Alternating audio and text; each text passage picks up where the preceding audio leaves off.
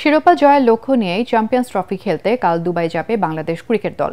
টুর্নামেন্টকে সামনে রেখে মিরপুরে আনুষ্ঠানিক সংবাদ সম্মেলনে টাইগার অধিনায়ক নাজমুল হোসেন শান্ত জানান, সব বিভাগেই প্রতিপক্ষকে চ্যালেঞ্জ জানানোর সক্ষমতা রাখে টিম বাংলাদেশ। আরও জানাচ্ছেন এস.এম. আশরাফ।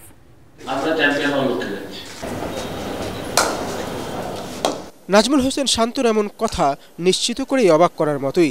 টাইগাররা ওয়ানডেটা ভালো খেলে তা সবাই মানে, কিন্তু এই দলের পক্ষে চ্যাম্পিয়ন হওয়া সম্ভব এমন বাজি ধরার লোক পাওয়া বিরল।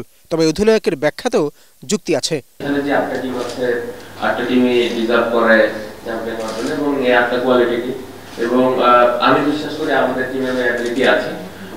বাড়তি প্রেশারের কথা আমার মনে হয় না কেউ বাড়তি প্রেশার ফিল করবে, কারণ সবাই এটাই চাচ্ছে, সবাই এটাই চায় মনে প্রাণে, এবং সবাই এটাই বিশ্বাস করে যে আমাদের ওই অ্যাবিলিটিটা আছে।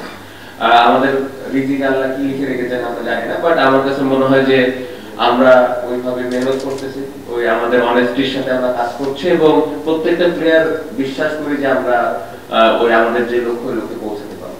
এই টুর্নামেন্টের সবশেষ আসরে 2017-তে সেমিফাইনাল খেলেছে টাইগাররা। সেই দলে ছিলেন তামিম, সাকিব, মাশরাফিরা। এবার বাংলাদেশ খেলবে এমন অনেক তারকাদের ছাড়াই।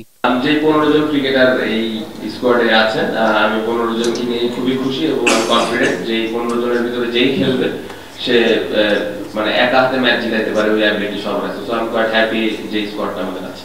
ওভারঅল আমার মনে হয় যে খুব ব্যালেন্স একটা দল। যদি আমরা সবাই সবার দায়িত্বটা ঠিকমতো পালন করতে পারি, তাহলে আমার মনে হয় যে যে কোনো টিমকে যে কোনো সময় হারানো সম্ভব। 8 দল নিয়ে পাকিস্তান এবং সংযুক্ত আরব আমিরাতে 19 ফেব্রুয়ারি থেকে শুরু হচ্ছে ওয়ানডে ফরম্যাটের এই ক্রিকেট যুদ্ধ। এস.এম. আশরাফ, এটিএন বাংলা, ঢাকা।